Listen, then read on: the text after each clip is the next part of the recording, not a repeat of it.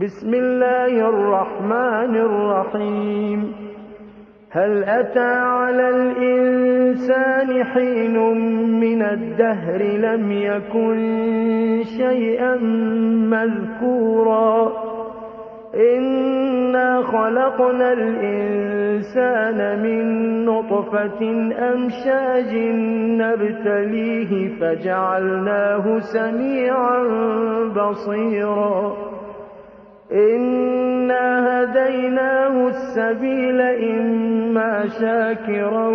وإما كفورا إنا أعتدنا للكافرين سلاسل وأغلالا وسعيرا إن الأبرار يشربون من كأس كان مزاجها كافورا عينا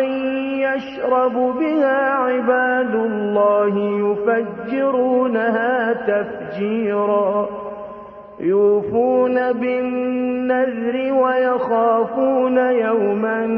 كان شره مستطيرا ويطعمون الطعام على حبه مسكينا ويتيما وأسيرا إنما نطعمكم لوجه الله لا نريد منكم جزاء ولا شكورا إنا نخاف من ربنا يوما عبوسا قمطريرا فوقاهم الله شر ذلك اليوم ولقاهم نضرة وسرورا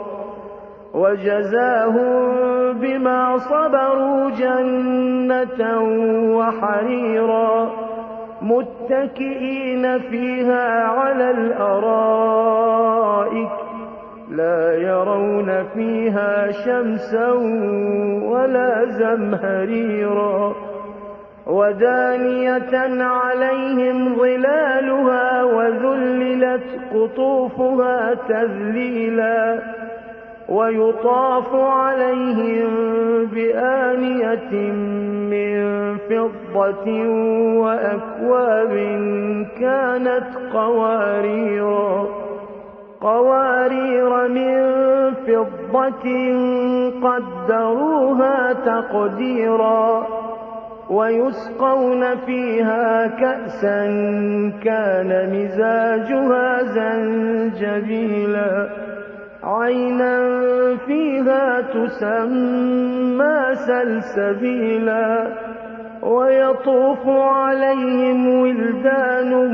مخلدون إذا رأيتهم حسبتهم لؤلؤا منثورا وإذا رأيت ثم رأيت نعيما وملكا كبيرا عاليهم ثياب سندس خضر واستبرق وحلوا أساور من فضة وسقاهم ربهم شرابا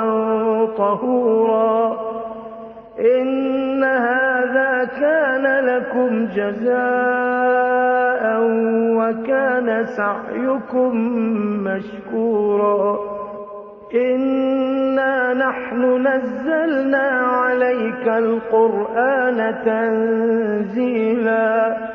فاصبر لحكم ربك ولا تطع منهم آثما أو كفورا واذكر اسم ربك بكرة وأصيلا ومن الليل فاسجد له وسبحه ليلا طويلا إن